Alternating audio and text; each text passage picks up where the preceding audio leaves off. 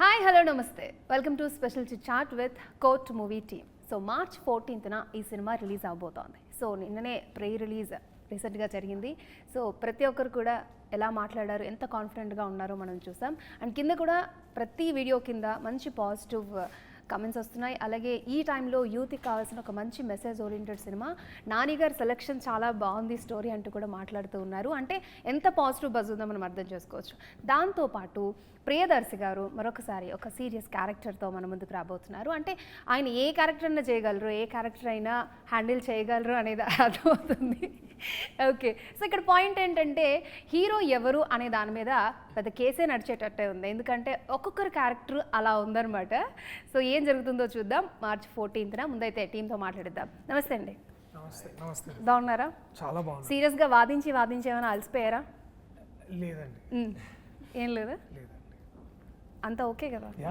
ఆరోగ్యం అంతా కుదుటపడింది కదా? ఓకే, సో అగైన్ కోర్ట్ అంటే తెలుగులో కోర్ట్ రూమ్ డ్రామాస్ అనేవి చాలా ఎగ్జైటింగ్గా ఉంటాయి.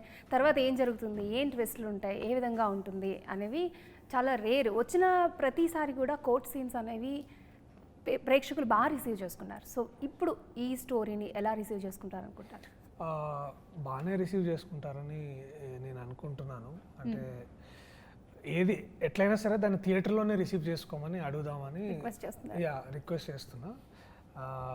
ఎందుకంటే థియేటర్లో రిసీవ్ చేసుకుంటే బాగుంటుంది కదా, లైక్ అందరికీ ఫీల్స్ నైస్. పైగా that's the best place to watch a film like court or any other film. మేమైతే పాజిటివ్గానే రిసీవ్ చేసుకున్నాము. అట్లనే ఆ పాజిటివిటీతోటే మేము మార్చ్ 14th వచ్చి అందరికీ కన్సీవ్ చేసుకోమని చెప్దామని అనుకుంటున్నాం. అంతేనా? ఓకే, హ్యాపీయా సార్? నేను అడిగిన క్వశ్చన్కి ఎంత అద్భుతంగా ఆన్సర్ చెప్పారంటే ప్రేక్షకులు కూడా ఎక్స్పెక్ట్ చేయారన్నమాట. అంత బాగా ఆన్సర్ చేశారు. అసలు నేను ఎక్స్పెక్ట్ చేయలేదు, మీరేనా ఎక్స్పెక్ట్ చేశారా? లేదు, అది మీ దగ్గర నుంచి నాకు I'm feeling that positive vibration and చాలా పద్ధతి లెక్కపత్రం. సరే, ఇది కామెడీ సినిమా అయితే కాదని అర్థమవుతుంది. ఇక్కడ కూడా కామెడీ ఎందుకండి చెప్పండి ఒకసారి. ఇప్పుడు దాకా నేను కామెడీ చేశాను. మీరు సపోర్ట్ ఇస్తే ఇంకా ఆయన అస్సలు. I'm a very serious person అండి. నేను అసలు కామెడీ చేయను. నేను చాలా సీరియస్గానే అంటే నాకు అర్థం కాదు. దర్శిగా నన్ను చూడగానే మీకు కామెడీగా మాట్లాడాలనిపిస్తుందా, లేకపోతే అసలు చెప్పండి, నాకు అర్థం కాదు. చూడండి సుష్మా గారు, నేను అసలు ఇప్పుడు దాకా నా కొత్త పేరు సుష్మా. ఓకే, సారీ శృతి. శృతి కూడా నా పేరు అదే. Okay, next. సారీ, నేను కొంచెం పర్లేదండి, మీరు ప్రేమతో ఏ పేరు పెట్టి పిలిచినా నేను పలుకుతాను. ఎందుకంటే నేను మీ కామెడీకి, మీ కామెడీ టైమింగ్కి, మీ క్యారెక్టర్స్కి పెద్ద ఫ్యాన్ అనమాట. So that's why. ఈ సినిమాలో వీళ్ళు కూడా ఉన్నారండి, వీళ్ళని అడగండి. వాళ్ళని అడుగుతాం, పక్కా అడుగుతాం. ఓకే, సో ఇప్పుడు నిజంగానే అంటే రోషన్ హీరోనా, మీరు హీరోనా, లేకపోతే శివాజీ గారి హీరోనా, స్టోరీ హీరోనా అనేది అంటే అలా ఒక్కొక్కరు రకంగా అబద్ధంగా అయితే ఆయన హీరో అండి, నిజంగా అయితే నేను హీరో అండి. ఓకే, అబద్ధం నిజం కలిపితే కథ హీరో. ఓకే, మధ్యలో ఏమేమైంది మరి కబాబ్ ఆమె హీరోయిన్ కదా. ఈమె చాలా మంచి హీరోయిన్ అండి. కాకినాడ నుండి. కాకినాడలో world famous basically. Kakinada world famous. So అక్కడ షాపింగ్ మాల్ ఓపెనింగ్ లో ఉన్నప్పుడు ఫోన్ వచ్చింది. అయ్యో లేదు, నిజమే కదా, ఎప్పుడు చెప్పావు కదా, మరి చెప్పింది కదా. నువ్వు అదే అన్నావుగా మొన్న ఇంటర్వ్యూలో. లేదు లేదు, ఇది మరీ బాగుంది. మొన్న ఓపెన్ హార్ట్ విత్ కేఆర్ లో నువ్వు అదే అన్నావు. కేఆర్ అది కృష్ణారెడ్డి. సరే సారీ, నేను అది కన్ఫ్యూజ్ అయినట్టు. సారీ సహజం, మీరు కన్ఫ్యూజ్ అవ్వడం కొంచెం. ఇప్పుడే పేర్లు కన్ఫ్యూజ్ అయ్యారు. బట్ ఎనీవేస్ అదే ఈ సినిమాలో మోస్ట్ ఇంపార్టెంట్లీ కథ హీరో. అండ్ మీ వెనకాల ఉన్న పోస్టర్ అంటే మీరు అట్లా తిరిగితే కనిపిస్తుంది. చూసారా? సారీ. సో వీళ్ళందరూ కూడా యాక్చువల్లీ చాలా central characters. We are all playing. అందుకే మిమ్మల్ని సెంటర్లో నిల్చోబెట్టారా? We all are playing central characters. కాకపోతే కొంచెం నా డ్రెస్ బాగుందని ముందు పెట్టారు అంతే. జస్ట్ అంటే కొంచెం కోట్ ఇదంతా కొంచెం అంటే నడుస్తుంటే ఇట్లా బ్యాట్మెన్ లాగా వెనకాల ఇట్లా గుర్తుంటుంది. ఎవరైనా పట్టుకున్నారు? లేదండి, అది హీరోయిన్ గారికి పట్టుకున్నారు అది. బట్ లేదు, అయ్యో లేదా, సారీ.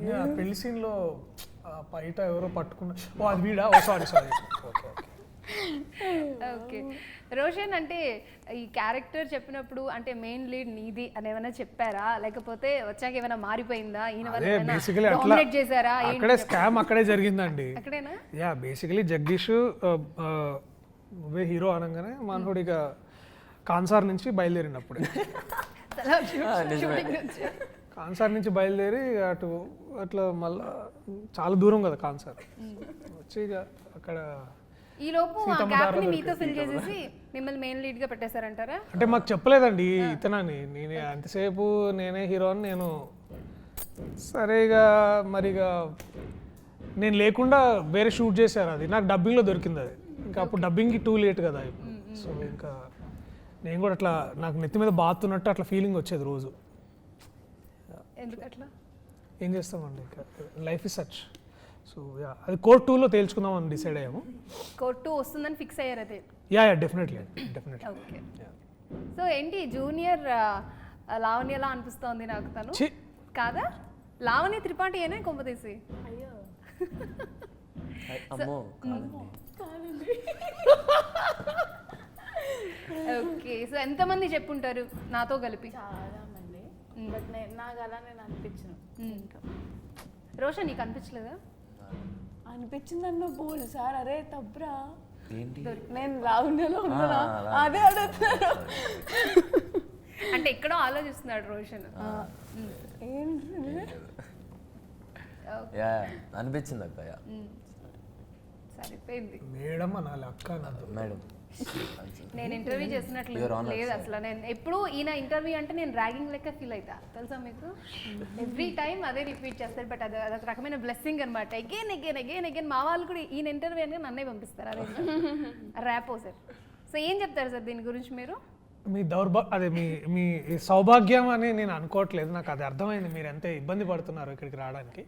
బట్ కాకపోతే లైఫ్ ఈజ్ వెరీ హార్డ్ కదా.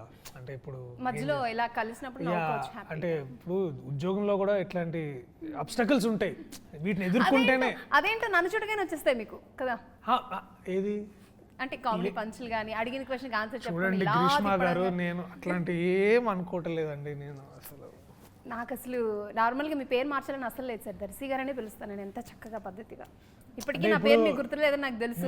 సురేష్ నరేష్ అంటే కూడా వాళ్ళు ఒప్పుకునేటట్లు లేరులేండి. ఓకే. సో ఈ స్టోరీ మీ దగ్గరకు వచ్చినప్పుడు అంటే అంటే ఇప్పటివరకు అన్ని మీ టైప్ ఆఫ్ ఎంటర్టైన్మెంట్తో మా ముందుకు వచ్చారు, ఇలాంటి సీరియస్ క్యారెక్టర్ మీకు కూడా ఉండేనా? అంటే ఎప్పుడు ఇదే టైప్ ఆఫ్ కామెడీ ఏం చేస్తాం, ఏదైనా సీరియస్ క్యారెక్టర్ చేయాలి సంథింగ్ అలా? డెఫినెట్లీ. ఇది నేను రామ్ జగదీష్ డైరెక్టర్ వేరే సినిమాలో అతను రైటర్గా పనిచేస్తున్నప్పుడు ఇట్లా ఒక ఐడియా ఉంది అన్న ఇట్లా అని చెప్తే చాలా బాగుంది లెట్స్ వర్క్ దిస్ అవుట్ అని. అట్లా అదొక దాదాపు ఒక 3 ఏళ్ల క్రింద విషయం అది. సో అట్లా చేద్దాము అది అని ఇంకా అంటే అప్పుడు ఇంకా నేను కూడా ఫుల్ ఫ్లెడ్జ్డ్గా అంటే సో కాల్డ్ హీరోగా నేను పూర్తిగా క్యారెక్టర్లు చేయని టైం అది. సో అందుకని అప్పుడు ఇద్దరు హీరోలను రాసుకున్నాడు అనమాట, రోషన్ అండ్ దర్శి అని ఇట్లా. అంటే ఇప్పుడు బేసికలీ సరేలే సీరియస్గా మాట్లాడతాను అన్నీ ఎందుకులేదా కంట్రోల్. సో చేయాలని ఉండింది, ఎందుకంటే కోర్ట్ రూమ్ డ్రామాస్ మన దగ్గర చాలా రోజులైంది వచ్చి కూడా. అంటే ది లాస్ట్ మనం గుర్తుపెట్టుకునే దగ్గ కోర్ట్ రూమ్ డ్రామాలు ఈ యొక్క దాదాపు నాకు తెలిసి ఒక 5 to 10 yearsలో పెద్దగా మనం చూసింది లేదు.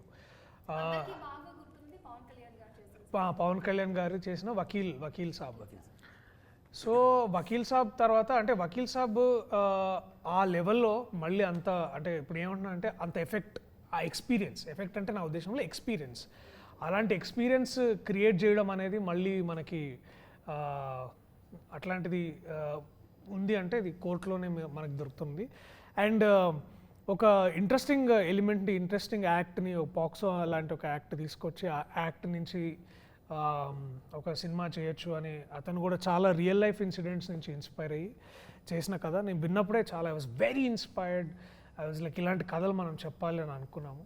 So and then I was like right away నేను చేస్తున్నా అని చెప్పి అక్కడి నుంచి నేను హైనానా చేస్తున్న టైంలో నాన్నకి ఐడియా చెప్పాను. So then he was like Sridevi అంటే ఫస్ట్ సినిమాలో ఇందులో ఛాన్స్ వస్తుందని ఎక్స్పెక్ట్ చేసావా ఆడిషన్కి వెళ్ళినప్పుడు? అలాగే అంటే ఇలాంటి సీనియర్స్తో వర్క్ చేయడం కానీ ఇంత మంచి ప్రొడక్షన్ హౌస్ దట్ నాని గారి presence, so how you feel? చాలా యాక్చువల్లీ లక్కీ నేను అని చెప్పాలి, ఎందుకంటే అది చాలా చెప్పు నిజంగా సెట్స్లో కూడా ఇంతేనా? సెట్స్లో చాలా అంటే serious. వద్దులే ఇప్పుడు అది కూడా చెప్పొచ్చు. చెప్పు ఎట్లా నిన్ను ఏడిపించాను అవన్నీ చెప్పు. ఏమి అనిపించలేదు. ఏం కాలేదు. పక్కా ఏడిపించుంటారు, నేను గ్యారంటీ. లేదు. లేదా భయపడుతున్నావా? డ్రాయింగ్ చేసి తర్వాత నీ పేపర్ లాక్కొని చెప్పు అవన్నీ చెప్పు.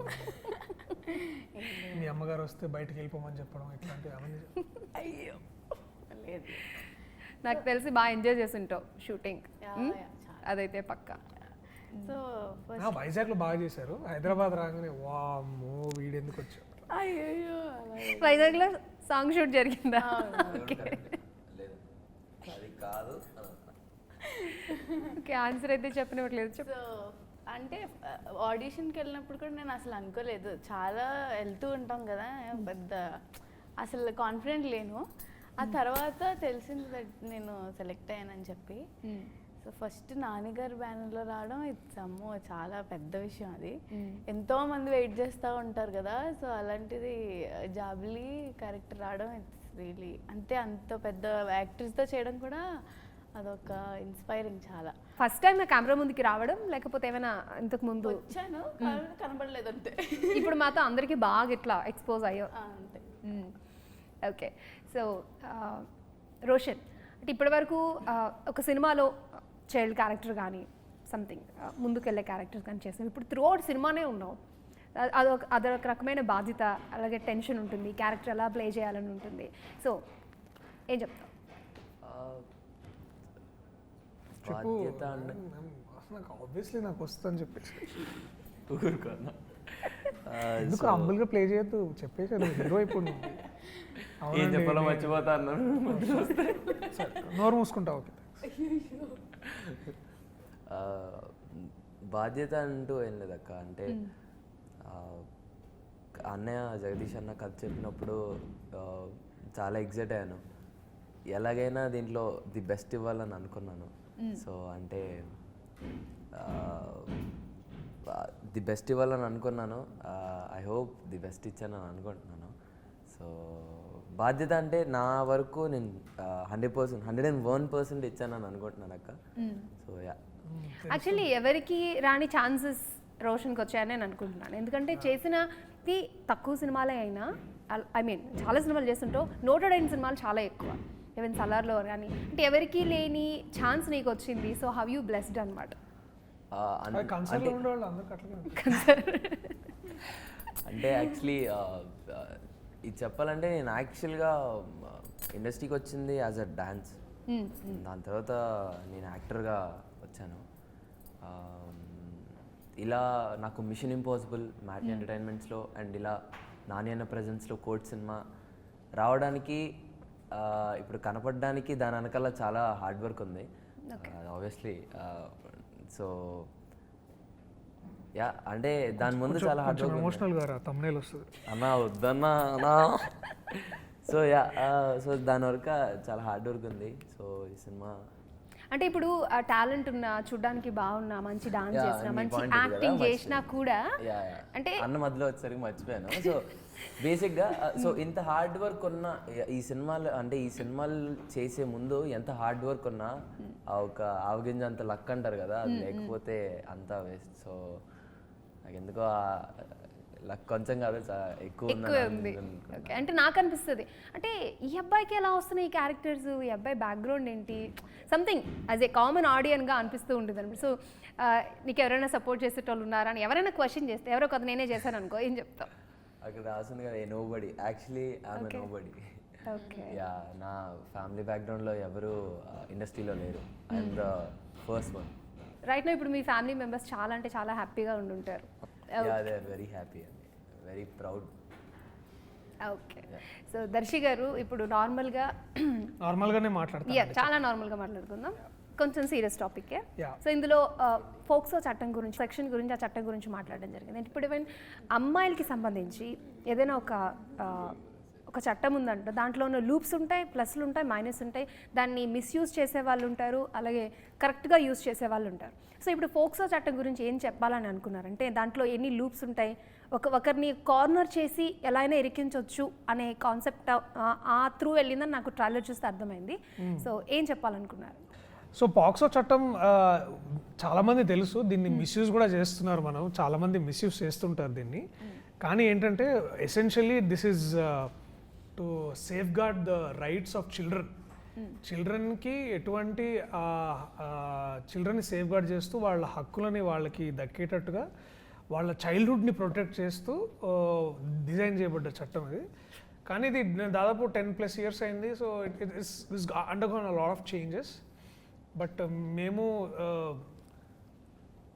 2012లో this act has been passed. 2013లో జరిగిన కథ. సో దాన్ని ఆ చట్టానికి ఉన్న గొప్పతనాన్ని చెప్తూ దాన్ని ఎట్లయితే వీళ్ళు మిస్యూజ్ చేసారో అది కూడా కథలోకి తీసుకొచ్చి దాన్ని కొంచెం అట్లా చెప్తున్నాం అనమాట. So it is a very well designed screen play in terms of bringing the actual act and then దాన్ని మధ్యలో స్టోరీ ఎట్లా చేయడం అనేది it's like this thing. And again most importantly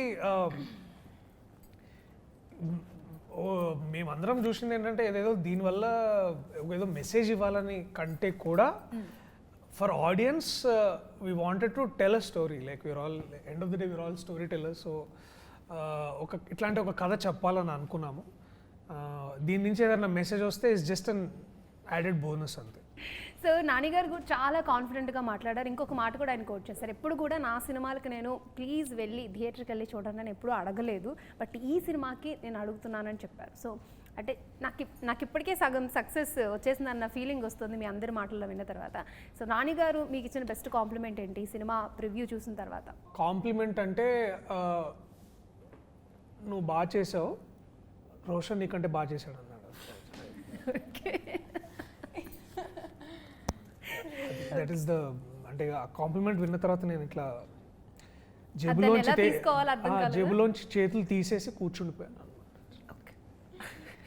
so ఈ కోడ్ డ్రామాస్ అనేవి సెక్షన్లు ఇవన్నీ చాలా క్లియర్ కట్గా ఉండాలి స్క్రిప్ట్ విషయంలో. వాటిలో జగదీష్ గారు ఎలా వర్క్ చేశారంటారు? జగదీష్ గారు ఎలా వర్క్ చేశారంటే అదే డైరెక్టర్లోనే. సో వీళ్ళది ఒక గ్యాంగ్ ఉందండి. వీళ్ళు ముగ్గురు ఏంటంటే ఒక ముగ్గురు ఉంటారు. ఈయన వంశీధర్ గౌడ్ అని ఒక ఆయన ఉంటాడు, కార్తికేయ శ్రీనివాస్. వీళ్ళు ముగ్గురు ఏంటంటే వీళ్ళు ఒక జాతిరత్నాల బ్యాచ్ అన్నట్టు, త్రీ మస్కిటర్స్. సో దీంట్లో కీ ఫండర్ ఎవరంటే కార్తికేయ అనమాట. ఆయన దగ్గర బాగా పైసలు ఉన్నాయి. సో మనం ఏం చేద్దాము అంటే సరే అని ఇట్లా సీరియస్గా చెప్తా. సో వీళ్ళు ముగ్గురు కూర్చొని they wanted to make a మంచి ఒక ఫిలిం చేద్దాము అని ఇట్లా they were very passionate. So అట్లా చాలా కష్టపడి వర్క్ చేశారు. కాకపోతే జగదీష్ దాంట్లో టాప్ స్టూడెంట్ అనమాట. సో అట్లా వాడు ఒక్కడే డైరెక్టర్ అయ్యాడు. జగదీష్ గారికి ఎన్ని మార్క్స్ ఇస్తారు మరి? మొత్తం కలిపి 3 ఇస్తా, 3 మార్క్స్. ఎంతకి? 5కి 5కి 3 ఇస్తారా? 5కి 3 ఇస్తా. అంటే 5 మార్క్స్ అయితే 3. రిజల్ట్ తర్వాత 10కి ఈ మూవీకి ఎన్ని మార్క్స్ వస్తాయో కూడా మనం చూద్దాం. And wish you all the best. చాలా అంటే చాలా విషయాలు చెప్పారు, కొన్ని అర్థమయ్యాయి, కొన్ని అర్థం చేసుకోవడం ట్రై చేసాం కానీ అసలు మీరు ఇలా మధ్యలో సరే ఓకే సారీ అండి. నేను ఐ నో చాలా రోషన్ అక్కడ ఆగదు కానీ ఫైనల్లీ మూవీ గురించి ఆడియన్స్కి ఏం చెప్తావు? యాక్చువల్లీ నేను లేకుండా మీరు ఓన్లీ వీళ్ళిద్దరితో చేయండి ప్లీజ్. అది నా వల్ల డిలీట్ చేసి మళ్ళీ ఫస్ట్ నుంచి స్టార్ట్ చేద్దాం. నా వల్లనే ప్రాబ్లం అవుతుందంటే నేను వెళ్ళిపోతాను. ఎందుకు నేను వెళ్ళిపోతా? 2 నిమిషాలు ఆగండి. నా వల్లనే ప్రాబ్లం ఉంది, నాకు అర్థమైంది. ఓకే రోషన్, ఇందాక అన్న పాయింట్కి యాక్చువల్లీ వాళ్ళందరూ స్టూడెంట్స్ అయితే వాళ్ళందరూ క్లాస్ లీడర్ దర్శి అన్నే. అలానే ఫీల్ అయిపోతాడు ఆయన గురించి. ఓకే గజని మనం మాట్లాడుకుంటాం. రోషన్, సినిమా గురించి ఆడియన్స్కి ఏం చెప్తావు? చూడమని చెప్పు. ఇంకేం చూడండి, court state versus nobody cinema March 14th వస్తుంది. మా మాటలేం పట్టించుకోకండి. నాని అన్న చెప్పిన సీరియస్గా చెప్పు మంచిగా. ఏంది ఇంత పెద్ద ఛానల్ చెప్పనివ్వట్లేదు పాపం. మా మాటలేం పట్టించుకోకండి. నిన్న స్టేజ్ మీద నాని అన్న ఒక్క స్టేట్మెంట్ చాలు. ఈ సినిమా మీద మేమందరం ఎంత కాన్ఫిడెంట్గా ఉన్నామో అన్న ఒక్క మాటలో తెలిసేశాడు. So please come to theatres. మీరేదో ఒక సినిమా చూసారని కాకుండా ఒక కథ తెలుసుకొని వెళ్తారు March 14th. I'm sure please come to theatres on March 14th. Thank you. Nani గారి కోసం చూడండి, ఎందుకంటే అంటే మనం ఉన్నాము బట్ అంత కాన్ఫిడెంట్గా చెప్పినందుకు ఆయన గురించి వెళ్ళాలి కనుక. అమ్మో ఎంత పెద్ద మాట. అమ్మో నాతో కాదు, ఇంకా నేను వెళ్ళిపోతున్నా, అయిపోయింది అదనమాట. మీరు అలాగో చెప్పర్లేండి, ఇప్పటివరకు చెప్పాను కదా అని అంటారు. చెప్పాలనుకుని నా కోసం కొంచెం చెప్పండి. సరేనండి, ఓకే ఎంతైనా. సరే మరి ప్రియదర్శి గారు ప్లీజ్. గజీ అన్న సో ఇలా కామెడీగా అయితే మూవీ ఉండదు, మిమ్మల్ని అయితే ఒక డిఫరెంట్ సీరియస్ వరల్డ్లోకి తీసుకెళ్తుందని నాని గారు అయితే చాలా కాన్ఫిడెంట్గా చెప్పారు. ప్రియదర్శి గారు ఏం చెప్తారో విందాం. ఈ ఇంటర్వ్యూ చేయడం నిజంగా నేను పూర్వజన్మ సుకృతం నాకు ఇది. నిజంగా అంటే అసలు రేష్మా గారితో ఇలా కూర్చొని 3-on-1 and it is such a great honour to have been in this interview. And సినిమా గురించి చెప్పండి సార్. సినిమా గురించి చెప్తారా మేడం. కోర్ట్ 14వ తారీఖు, మార్చ్ 14వ తారీఖు కోర్ట్ సినిమా విడుదలవుతుంది మీ దగ్గరలో ఉన్న థియేటర్స్లో. ఒక అద్భుతమైన ఎక్స్పీరియన్స్ కోసం, ఒక గొప్ప తెలుగు సినిమా కోసం దయచేసి మీరు అందరూ థియేటర్లోకి వెళ్ళి సినిమాని చూడండి.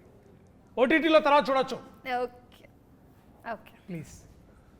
సో అదనమాట matter. So wish you all the best sir. ఇంకొక సక్సెస్ మీ అకౌంట్లో పడాలి. మీకు కూడా ఫస్ట్ సినిమా యాజ్ ఏ పేరుగా వస్తున్నారు, చాలా బాగున్నారు మీ ఇద్దరు వేరువేరుగానే వచ్చారండి. యా అంటే సినిమాలో సార్. యా అది నేను సారీ రాని చాలా ముద్దుగా ఉన్నారు, దాని మీద కూడా పోస్టర్ మీద. నేనే ఇట్లా కడ్డుగళ్ళకున్నా. సరే, ఇది వాళ్ళ మన కోర్ట్ మూవీ టీమ్ తో స్పెషల్ చిట్ చాట్ చూస్తూనే ఉండండి NTV.